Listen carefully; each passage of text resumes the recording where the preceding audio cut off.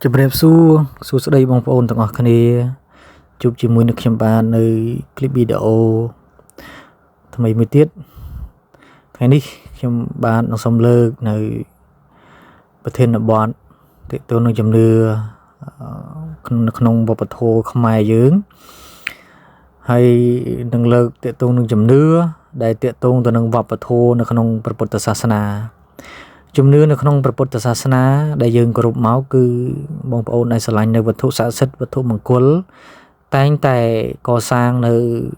รูปพระพุทธปฏิมาเซ็งสร้างองค์ปีคลำองค์ปีสไนองค์ปีพลุกใจจังโกมจะดาวหรือก็เป็นยาหรือคลำเซ็งได้จีวัตถุมงคลมีรูปพระพุทธปฏิมาปองสมาธิปองชัยเมย์จังเตยหรือก็ปอเปรี้ยปองเปราะเนียอยากทำปองเปราะเนียหรือปองในขนมเนียเปราะนั่งจังเตยแต่ยังก็มีการกรุบปฏิบัติให้ก็มีจำเนื้อติดตัวหนังสาวเวรบอกเปรสมาสัมพุทธสามณะโกดอมบรมครูมีประมาณบุญประอังได้ยังสกอลมุ้ยคือเปรสไซเวลีให้มุ้ยเตี้ยคือเปรมหากระจายนะได้ยังมีจำเนื้อติดตัวหนังสไนมหานิยมกิสลันกิโจจัดให้มุ้ยเตี้ยเปรความปะเตะหรือกับเปรความได้เรียงกาเปียในมนุษย์กาเปียในอำเภอปอนมณฑลขมายสิงเซนมุ้ยเตี้ยเตะตัวหนึ่งเป็นอุปกรณ์ได้จีสาวเวมุ้ยได้ปันแต่กรอยได้บอกอังเปรในเปลี่ยนปีโรยชน้ำในของเรียนเปรียบาทอาสาวมหาเรียนให้ไทยนี่ขยมบาทนังสมเลิกในสาวเวมุ้ยอังได้ยืงแต่งกรุบมันท่าขยมบาทที่คือกรุบโดยเนียคือประสิทธิวิเทนะประสิทธิวิโลกคือจีโกนนะบ่สดัดได้แผ่นใดได้คือในขนมสมัยปุตตกาลให้โลกคือจีไอตะตะเกะบันิธาจีเนี่ยได้เมนในจำเนียนสกิลระบบโลกอย่างคือแต่สกิลจำเนียนบอลโลกจะตรงตัวหนึ่งเรียบสการะประสิทธิวิคือโลกประโสดเมาคือโปรมแต่โดยเรียบสการะมันเป็นตรำแต่ประโสดที่มองพระองค์สมัยแต่เมียดาระบบโลกตุ่มบันิธาจับประเด็นสนธิเพลียมเปนะเรียบสการะคือเมียนจมปั้วในเมียดาระบบโลกสมัยแต่เพียรระบายระบายในบ้านเมียดาระบบโลกนั่นคือในขนมกับวิโลกในยีธาสมัยธาเป็นเรื่องคือเนี่ยตั้งว่านั่งมนต์ของพระสระยุสระมาเอาปะกรอบปุ้ย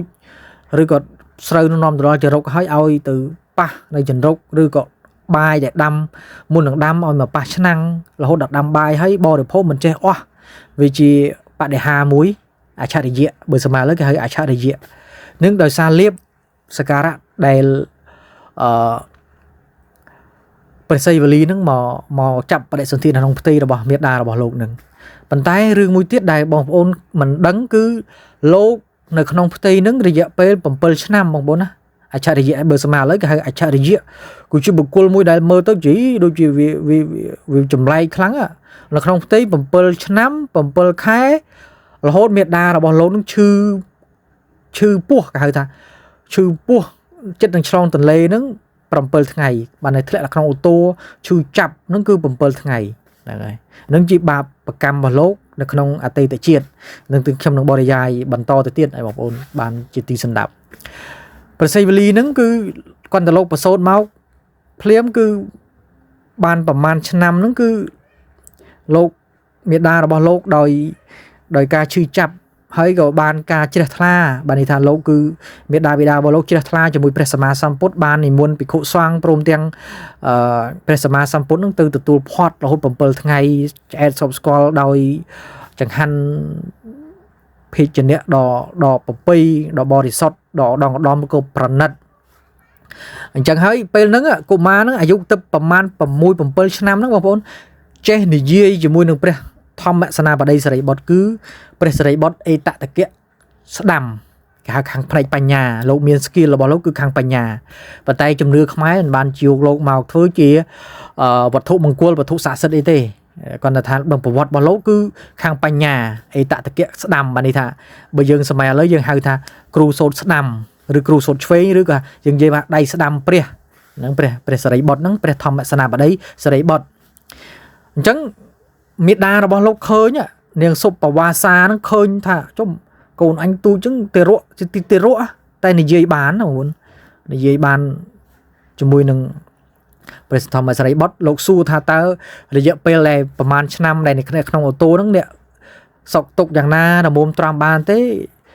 ព្រះសីវលីលោកតបថាត្រាំមិននឹងបានដោយប្រឡាក់ឈាមនៅក្នុងផ្ទៃហ្នឹងគឺច្រើនឆ្នាំ7ឆ្នាំអញ្ចឹងទៅព្រះសម្មាសម្ពុទ្ធសួរនាងសុបវ៉ាសាតើរួមមានអារម្មណ៍យ៉ាងណាចំពោះអីតើចង់បានកូនដែលនៅក្នុងផ្ទៃអញ្ចឹងទៀតទេថាចង់បានប៉ុន្តែមិនចង់ឲ្យមានការនៅក្នុងផ្ទៃយូរឆ្នាំអញ្ចឹងទេហ្នឹងហើយអញ្ចឹងក៏ព្រះសារីបុត្រឲ្យកម្មដ្ឋានបាននេះថាឲ្យយកការពិចារណាកេសាសក់លោមេរោមអ្នកខាកញ្ចក់តន្តាធ្មេញតាក់ចៅស្បែកម៉ាំងសាំងសាច់ហ្នឹងពិចារណាអញ្ចឹងទៅក៏លោកបព្វជិណាព្រះសីវលីហ្នឹងគឺលោកបព្វជិបាននេះថាប៊ូសជានេនបើឧបសម្បទេមានន័យថាប៊ូសភិក្ខុអញ្ចឹងប៊ូសនេនបងប្អូនប៊ូសនេនគឺក្នុងពេលកោសក់ដំបូងបានសម្រេចសោតាកោលើកទី2សកតាលើកទី3អនាគារហូតដល់កោជាប់បានសម្រេចជាព្រះអរហន្តនៅក្នុងរយៈពេលជាអាយុ7ឆ្នាំហ្នឹង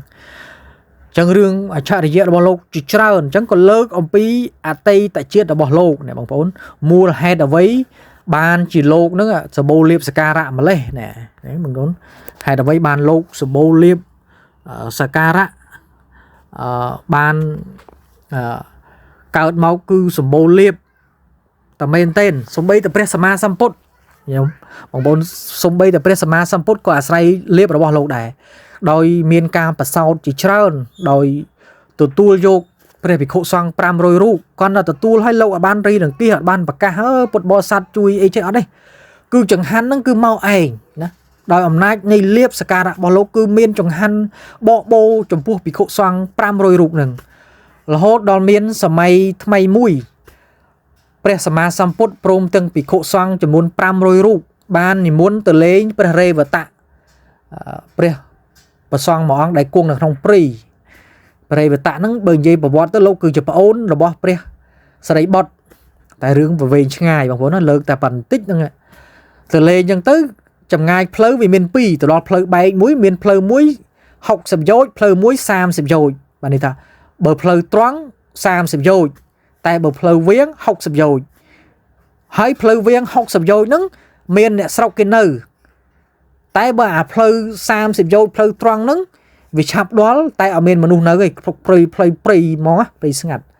អញ្ចឹងព្រះសម្មាសម្ពុទ្ធព្រះអានន្ទទូសួរព្រះអានន្ទគឺជាឧបថាអ្នកបម្រើផ្ទាល់របស់ព្រះអង្គណាសួរថាបើពិតព្រះអង្គនៅចម្រើនតើយើងធ្វើដំណើរទៅផ្លូវណាមានផ្លូវមួយ30យោជន៍ផ្លូវមួយ60យោជន៍60យោជន៍មានផ្ទះអ្នកស្រុកគេនៅហូហែអញ្ចឹងទៅដាក់បាតអាស្រ័យចិញ្ចឹមព្រះភិក្ខុសង្ឃបាន500រូបតែបើ30យោជន៍នេះគ្មានទេព្រះអង្គគឺផ្លូវស្ងាត់ហើយអន្តរាយទៀតហើយព្រះអង្គសួរហ្មងបងប្អូនសួរថាតើព្រះសីវលីនិមន្តមកទេភិក្ខុអានន្ទថាភិក្ខុសង្ឃថាមកបើមកអញ្ចឹងយើងអាចធ្វើដំណើរទៅផ្លូវ30យោជន៍បានផ្លូវកាត់បានហើយផ្លូវមិនមានមនុស្សបានអញ្ចឹងពេលឯព្រះសីវលីលោកទៅជាមួយហើយព្រះសម្មាសម្ពុទ្ធព្រះអង្គនិមន្តទៅអញ្ចឹងបងប្អូនទេវតានិមិត្តសាលាមួយយោជន៍មួយព្រឹកឡើងគឺទេវតាទាំងឡាយនឹងនាំចង្ហាន់ជាគូរហូតថ្ងៃត្រង់មានចង្ហាន់ផ្សេងមកប្រគេនដល់ភិក្ខុសង្ឃមានព្រះសម្មាសម្ពុទ្ធជាប្រធាននឹងដោយសារព្រះសីវលី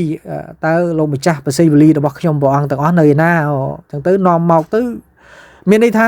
ព្រះសម្មាសម្ពុទ្ធក៏អាស្រ័យនឹងលៀបរបស់លោកដែរហ្នឹងណាចំណុចហ្នឹងចង់បញ្ជាក់ថាអាស្រ័យនឹងលៀបរបស់លោកដែរអញ្ចឹងផ្លូវ30យោជន៍គ្មានមនុស្សគ្មានអ្នកស្រុកទេតែទេវតាទាំងឡាយយើងនិយាយថាមនុស្សទាំងឡាយហ្នឹងគឺនិមិត្តខ្លួនបូជាចំពោះព្រះសីវលីហ្នឹងព្រះសីវលីហ្នឹងរហូតដល់ចម្ងាយផ្លូវ30យោជន៍ហ្នឹងបានទៅដល់ជួបព្រះរេវតៈអញ្ចឹងទៅហ្នឹងគឺដោយលៀបសការៈរបស់លោកហើយអតីតជាតិរបស់លោកហ្នឹងគឺនៅក្នុងសម័យព្រះពុទ្ធបតមុត្តរៈលោកបានឃើញព្រះសម្មាសម្ពុទ្ធបតមុត្តរៈស្ថាបនាប្រសងមួយអង្គហ្នឹងគឺបានជាអ្នកកម្ពូលគេហៅអេតតកៈអ្នកមាន skill ខាងជំនាញខាងលៀបសម្បូរទៅដោយលៀបហ្នឹងអញ្ចឹងលោកមានបំណងអញ្ចឹងទៅ ដល់សម័យព្រះសម្មាសម្ពុទ្ធមួយអង្គទៀតណាសម័យព្រះសម្មាសម្ពុទ្ធមួយអង្គទៀតគឺអ្នកស្រុកទាំងឡាយបានរៀបចំនៅវត្ថុផ្សេងដើម្បីថ្វាយរបស់ព្រះសម្មាសម្ពុទ្ធសម័យហ្នឹងក៏រៀបចំអញ្ចឹងទៅលោកមានសេចក្តីជ្រះថ្លាចំពោះអ្នកស្រុកបានថ្វាយទានហ្នឹងគឺមើលទៅវាខ្វះទឹកឃ្មុំអីចៃដន្យអតីតជាតិរបស់ព្រះសីវលីនឹងមានទឹកឃ្មុំក៏បានយកទឹកឃ្មុំទៅលាយនឹងវត្ថុផ្សេងថ្វាយចំពោះព្រះសម្មាសម្ពុទ្ធក្នុងសម័យហ្នឹងដែលទឹកឃ្មុំហូរមកគឺដោយអំណាចនៃការថ្វាយជ្រះថ្លាហ្នឹងឯងបាននាំឲ្យលោកហ្នឹងមានលៀបសក្ការៈច្រើនមែនទែនជាអេតតកៈគឺកំពូលនៅភិក្ខុសង្ឃទាំងឡាយក្នុងសម័យព្រះសមណគោតមបរមគ្រូគឺជាអេតតកៈផ្នែកខាងលៀបសក្ការៈហ្នឹងនឹងប្រវត្តិកំណើតរបស់លោកដែលមានលៀបសក្ការៈច្រើននឹងចំពោះការធ្វើទានហើយមួយទៀតតកតងទៅនឹងអតីតជាតិរបស់លោកហេតុអ្វីបានជាលោកនៅក្នុងគោហ្នឹង7ឆ្នាំ7ខែហើយធ្លាក់មកក្នុងអូតូហ្នឹងមេដារបស់លោកឈឺចាប់ហ្នឹងគឺ7ថ្ងៃនៅក្នុងសម័យនោះគឺជាស្ដេចធំនៅក្នុងនគរពរិណសីហ្នឹងលោកបានវាយនគរគ្រប់ទាំងអស់បន្ទុះជាមួយនគរដែលជាសត្រូវហ្នឹងបានឡោមព័ទ្ធណាបងប្អូនឡោមព័ទ្ធនគរគេហ្នឹង7ឆ្នាំ7ខែកើតអ្នកស្រុកឡោមព័ទ្ធយ៉ាងម៉េចក៏វានៅតែអត់មានប្រតិកម្មដោយសារមានផ្លូវមួយអញ្ចឹងមេដាមកលោកដឹងពេល7ឆ្នាំ7ខែដឹងអូមានផ្លូវមួយអ្នកស្រុកចូលចេញទៅទិញស្បៀងបានអញ្ចឹងប្រាប់បុតហ្នឹងអញ្ចឹងបានជា7ថ្ងៃហ្នឹងមេដារបស់លោកបានធ្វើទុកបានឈឺចាប់នៅក្នុងអូតូហ្នឹងឈឺពោះហ្នឹង7ថ្ងៃអញ្ចឹងរឿងហ្នឹងដោយសារការឡោមព័ទ្ធរហូតដល់អ្នកស្រុកបិទ7ថ្ងៃចុងក្រោយអ្នកស្រុកត្រាំមិនបានក៏បានសម្លាប់ព្រះរាជាហ្នឹងចុះចាញ់អញ្ចឹងទៅក៏បានបើកទ្វារនគរហ្នឹងអញ្ចឹងសក្តីទុកហ្នឹងគឺអា7ខែឆ្នាំ7ខែគឺរបស់លោកអា7ថ្ងៃគឺមេដារបស់លោកអញ្ចឹងជាបាបជាអកុសលអតីតជាតិរបស់លោកអញ្ចឹងព្រះសីវលីមានរឿងពីរយើងឆ្ងល់ក្នុងសម័យហ្នឹងមិនបានជារឿងដែលយើងមិនដែលដឹងបងប្អូនអ្នកនិយមវត្ថុស័ក្តិសិទ្ធិដឹងថាលោកនៅក្នុងគោ7ឆ្នាំ7ខែរហូតដល់7ថ្ងៃបានប្រសូតមកអញ្ចឹងវាជាអច្ឆរិយៈហើយលោកបានថ្វាយទឹកឃ្មុំចំពោះព្រះសម្មាសម្ពុទ្ធអញ្ចឹងបតមុត្តរៈហ្នឹងគឺបានបូជាអញ្ចឹងហើយក៏បានជាលៀបសក្ការៈអញ្ចឹងងាកមកវិញជាក្នុងជំនឿខ្មែរបងប្អូនដែលជាអ្នកនិយមនៅវត្ថុស័ក្តិសិទ្ធិគឺរូបព្រះសីវលីដែលកសាងជាព្រះសង្ឃគង់សមាធិឬក៏គង់ដែលមានបាត3បាតហើយដៃម្ខាងដាក់ក្នុងព្រះអូសហ្នឹងគឺតំណាងឲ្យព្រះសីវលីអញ្ចឹងការបូជាព្រះសីវលីហ្នឹងគឺតេតងនឹងលេបហ្នឹងឯងព្រះសីវលីចមហាធេរោទេវតាអ្នករពោចតោសោរហោបញ្ញយេទីហ្នឹងមហាលេភំករោនតុមេបានន័យថាព្រះសីវលីហ្នឹងទាំងទេវតាទាំងមនុស្សតែងតែគោរពតែងតែបូជានៅគុណរបស់លោកអញ្ចឹងបានជាជំនឿខ្មែរបងប្អូនក៏តែងតែអាស្រ័យមានឆ្លាក់ជារូបព្រះសីវលីជាពីអ្វីផ្សេងពីបញ្ញាពីរបស់របរផ្សេងតែងតែដាក់តាមខ្លួនឬដាក់តាំងកន្លែងរកស៊ីជឿថាមានលៀបមានសក្ការៈអញ្ចឹងទៅហ្នឹងហើយតែចំណុចមួយដែលបងប្អូនភ្លេចគិតថាមិនមែនយើងបូជាចំពោះព្រះសីវលីតែមួយយ៉ាងនោះទេអានេះនៅក្នុងផ្នែកកំណត់គិតថាឲ្យតែមានរូបលោកគឺមានលៀបមិនដូច្នោះទេបងប្អូនក៏បីធ្វើទានចំពោះព្រះភិក្ខុសង្ឃធ្វើទានចំពោះអ្នកជាមួយអ្នកក្រខ្សត់អត់ឃ្លានអញ្ចឹងទៅឬក៏ធ្វើទានចំពោះមានគុណគឺមេដាបិតាជាដើមអាហ្នឹងហើយយើងមានសិលផងមានសិល5ផងមានការឲ្យទានផងហើយការណាបូជាចំពោះព្រះសីវលីអញ្ចឹងទៅគឺជាទីស្រឡាញ់របស់ទេវតានិងមនុស្សទាំងឡាយអញ្ចឹងមិនមែនថាហើយទៅឆ្លាក់ព្រះសីវលីដាក់តាមខ្លួនមុនលោកប្រសិទ្ធិបលីកាដាស់ប្រសិទ្ធិហើយបកែស័ក្តិសិទ្ធិមិនមែនទេបងប្អូនគឺអាស្រ័យលើការធ្វើទានផងអញ្ចឹងហើយយើងមើលប្រវត្តិលោកបងប្អូនមិនមែនលោកសុកលោកកើតមកគឺការបូជារបស់លោកគឺមិនមែនគឺអតីតជាតិរបស់លោកគឺការថ្វាយទានការធ្វើទាននៅក្នុងសំណាក់ព្រះសម្មាសម្ពុទ្ធសម័យអតីតកាលគឺព្រះសម្មាសម្ពុទ្ធបតមុត្តរៈហ្នឹងអញ្ចឹងហើយបាននាំឲ្យលោកមានលៀបមានសក្ការៈ អញ្ចឹងនៅក្នុងព្រះពុទ្ធសាសនាកម្មនិងផលចែកដាច់ឃើញទេលោកធ្វើទោសមានន័យធ្វើកម្មអកុសលបិទនគរគេ7ឆ្នាំ7ខែ7ថ្ងៃលោកកម្មឲ្យផលក្នុងជាតិចុងក្រោយរបស់លោកប៉ុន្តែលោកថ្វាយទានចំពោះព្រះសម្មាសម្ពុទ្ធបតមុត្តរៈលោកមានលៀបសក្ការៈទៅទីណាទេវតានិងមនុស្សទាំងឡាយតែងតែគ្រប់តែងតែបូជាអញ្ចឹងខ្ញុំលើកคลิปវីដេអូតាក់ទងប្រវត្តិព្រះសីវលីសង្ខេបប៉ុណ្ណឹងទុកទីចំណេះដឹងដែលបងប្អូនមិនទាន់បានសិក្សាមិនទាន់បានជាដឹងស៊ីជម្រៅបងប្អូនដែលដឹងដែលស៊ីជម្រៅសិក្សាស្វែងយល់ហើយក៏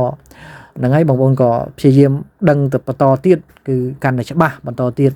អញ្ចឹងคลิปវីដេអូក្រោយខ្ញុំនឹងលើកនៅ